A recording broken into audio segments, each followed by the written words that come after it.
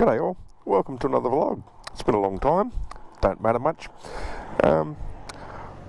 It's been a year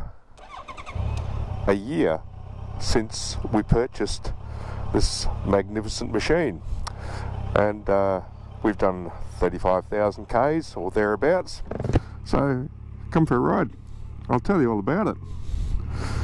So yeah, like I said, 1 year since, well, 1 year and a couple of days, near enough as damn it to a year. We're not going to get too concerned about a day or two, but it's been a year and about 35,000 Ks.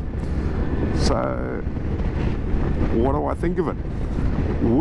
The big question, would I buy another one? Well, to answer that, in a heartbeat, would not even think twice about it. For the uses, for what we use it for, and for what we require of it, being, just got to be a bit careful around here. There's some interesting people with some interesting interpretations of road etiquette, so to speak. But yes, would I buy another one? Absolutely, in a heartbeat. Would not even think about it. It's absolutely magnificent for what we use it for. On dodgy ass secondary back roads like what I'm on at the moment, it's pretty good.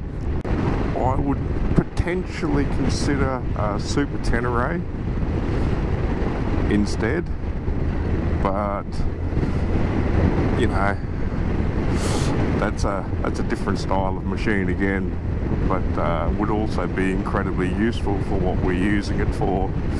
So is there anything that I would change? Not really. In that 35,000 Ks, I've changed out the tyres, and I'm now running a set of Michelin Pilot GTs. Nice little spot. We've had some floods through here recently. Had some huge floods through here recently, as you can see by the trees that are dead and pushed over, and all over through there. It's we had some pretty serious floods. Anywho, yeah, I put some Michelin Pilot GTs on it, and that's pretty much transformed it. Not so much in the dry. I'm not a GP motor racer, and I'll be honest, I don't ride that quick. So maybe at the limit that I've never found, because I don't ride that quick, you might notice a difference, but certainly in the wet. And as I said, we've had some pretty huge floods around here recently, and the wet weather performance of these Mitchies far outweigh the previous tyres that were on the bike stock from the factory. And I would not hesitate in recommending the Pilot GTs to anybody wanting to know what to put on their FJR. It's they've transformed the wet weather right. The previous ones, which I won't mention, but hey, you only got to look up the Yamaha Australia website and check out what tyres are fitted as standard.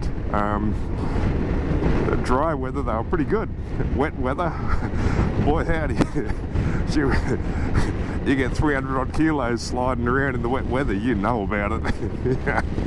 that was a bit of hard work, keeping her all pointed in the straight and narrow. I would not advise those tyres for wet weather. For dry, fine, absolutely fine.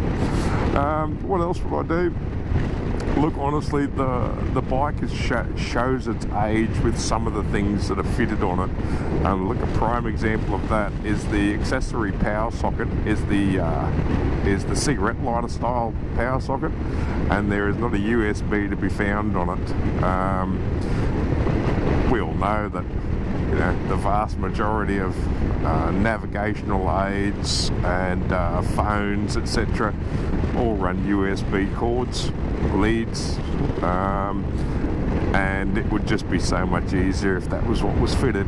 But hey, yeah, when that's about the only thing I can find that I would change, and I was actually on the website earlier today looking at those and seeing if I could swap it out from the cigarette style to the USB. Shouldn't be too hard. So that's probably next on my little list of things what need to be fixed or changed, adjusted, brought up to date. But I wouldn't go fitting too much more to it than what I've already done. It's pretty much perfect for what we do. We do a bit of touring, and for two people, two up, with the panniers and the top box that we've got, the accessory top box, not a genuine one. It's a shad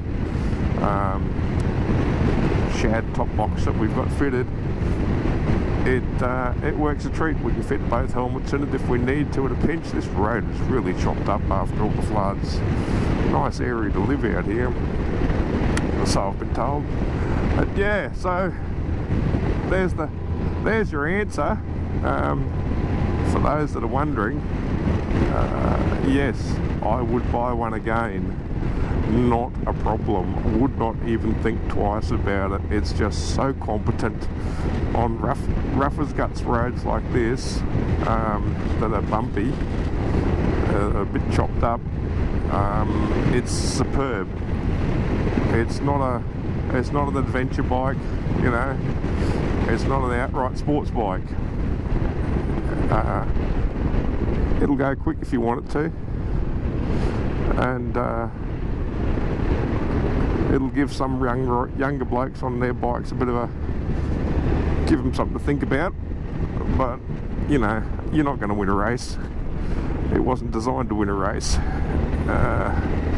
But as an all-day comfortable bike for two people, she's very good, and we get along quite well. As you can imagine, it's been 12 months and we've done 35,000 Ks. We ride it, you know. Alrighty, so that's how we go, and I hope you all enjoy it. If you've got any questions, for heaven's sake, put them in the comments down below, and we'll see you in the next one. I get to answer most of the comments. Be nice, play nice, keep the shiny side up, and ride safe, and I'll see you in the next video. You all have a good day. Bye for now.